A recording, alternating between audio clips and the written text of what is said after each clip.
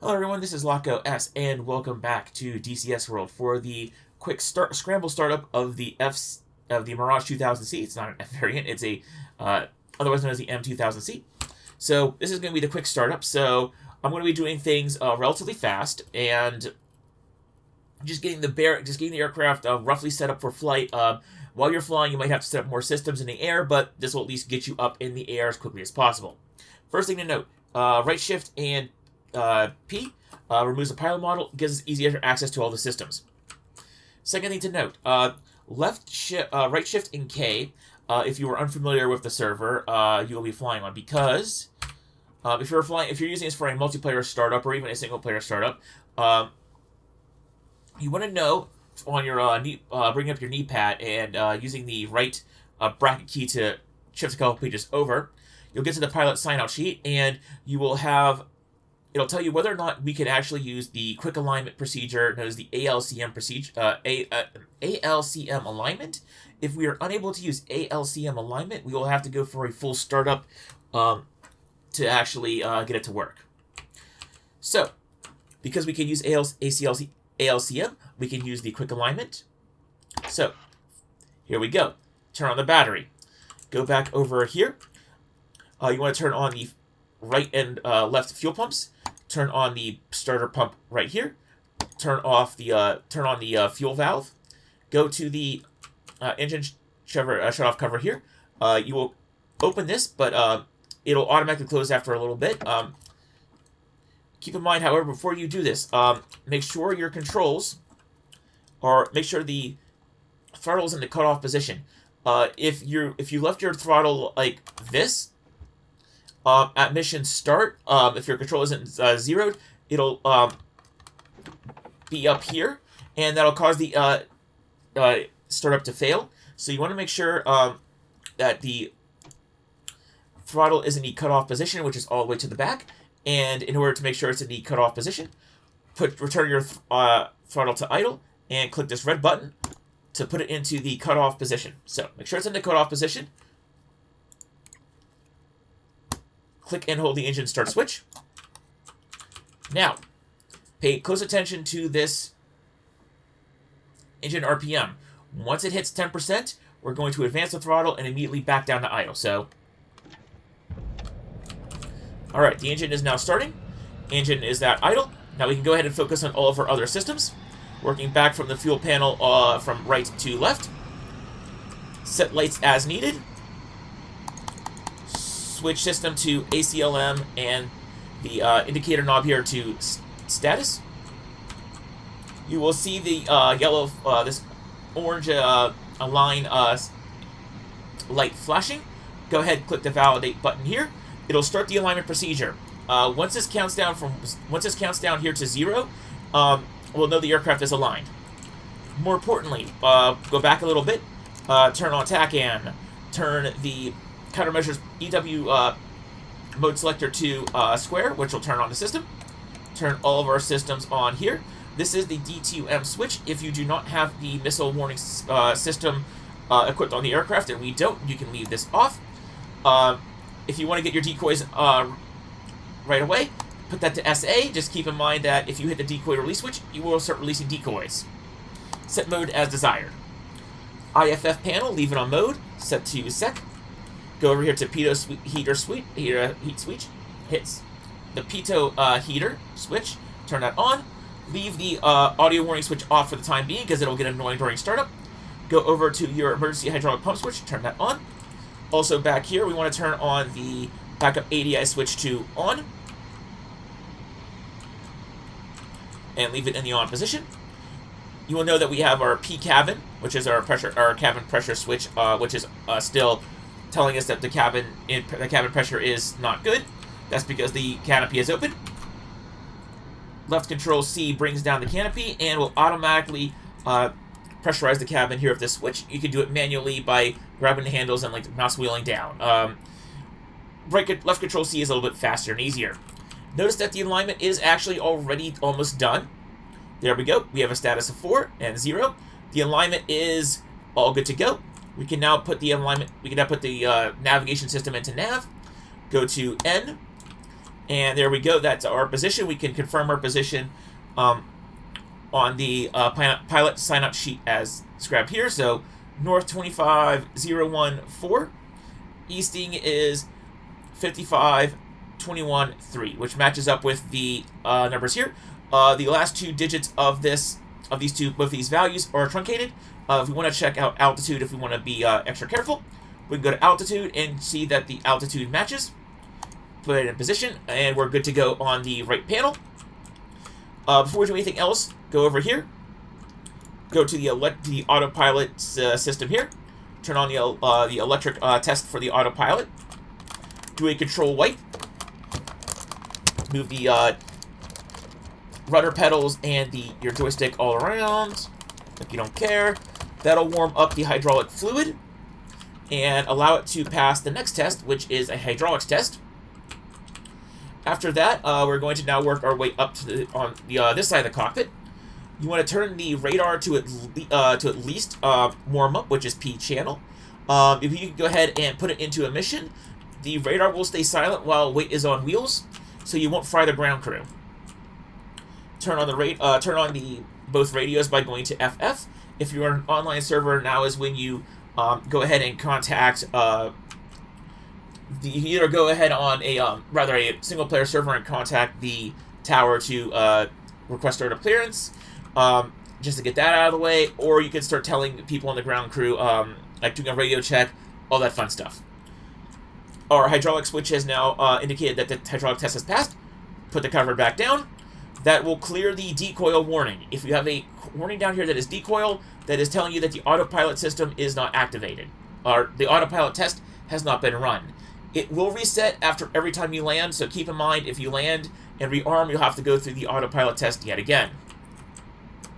Working your way up here, if you have air-to-air ordnance and no fuel tanks, just go ahead and put the air-to-air. If you have air-to-air ordnance and fuel tanks or air-to-ground ordnance, put this down into the lower half, which will bring it into air-to-ground fly-by-wire mode for the G-limiter. This is your gun arm switch, leave that off. That's your master arm switch, leave it off. Backup ADI, zero it out, right-click. Use your mouse wheel to scroll down towards centered, release. That clears that. Your autopilot will be flashing. Left click and that will clear or right click and that'll clear the warning. You don't have to worry about that at the moment. Turn on right click HUD, bring that on. Go down here, this VTP power switch, bring that on. That'll bring up your radar scope. Switch over your IFF to N for normal standby. Click go forward to enable it down there.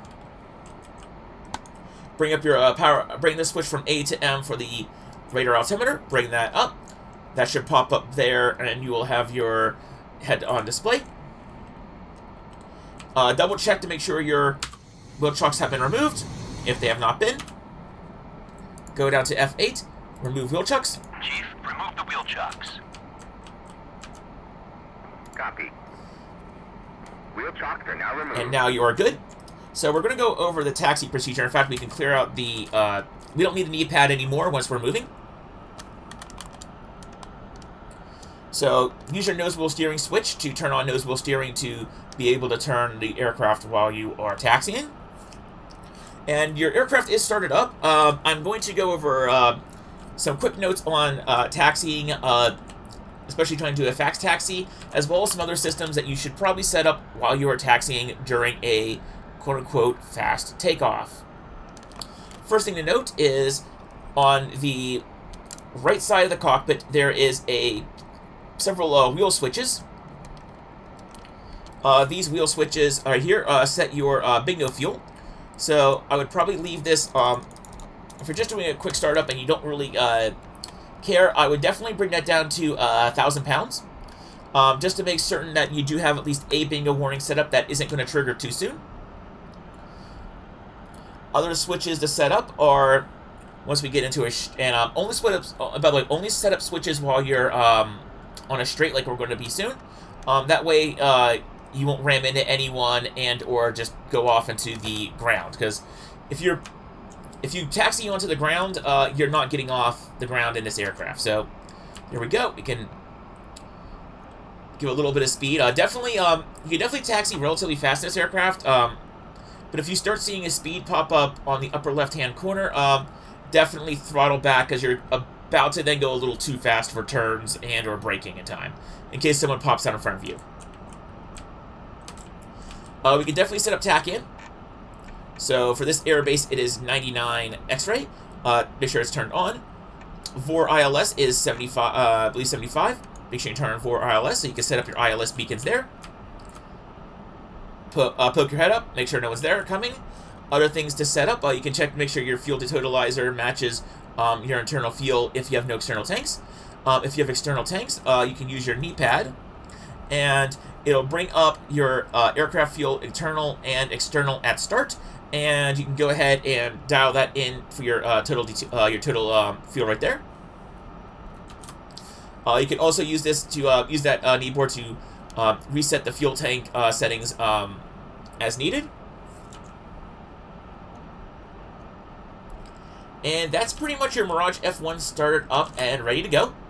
There's nothing else really to note on a quick startup. The only other thing I could possibly mention is if you want to load your own custom flight plan, that will be a separate video. Loading your own custom flight plan is done through this flap here, and a little data cartridge will pop up.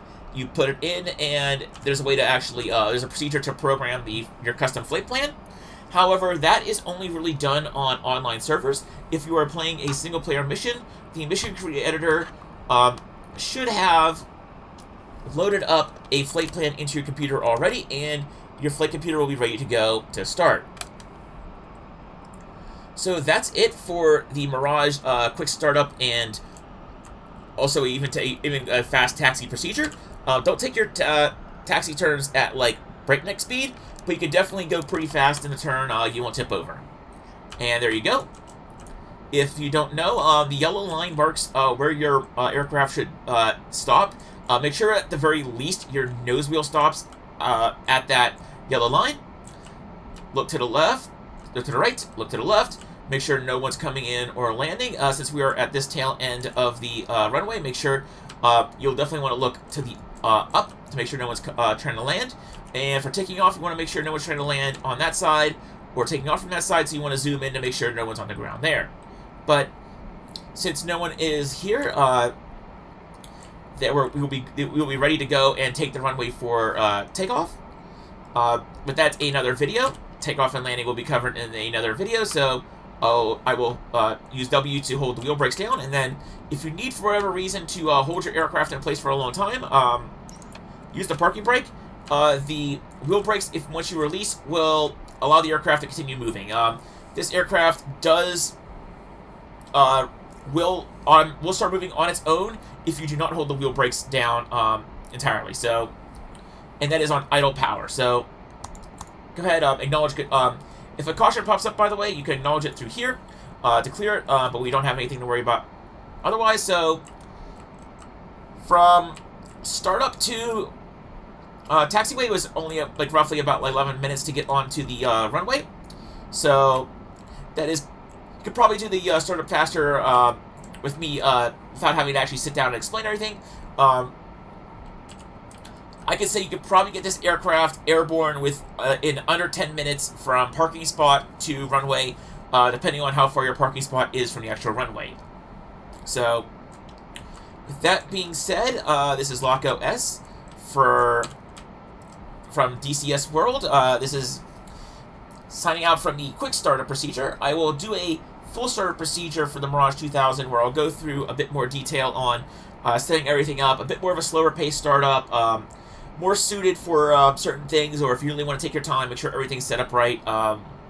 We'll do that in another procedure, and maybe that'll be the next procedure in the playlist. So, until next time, this is Loco S, signing out from DCS World.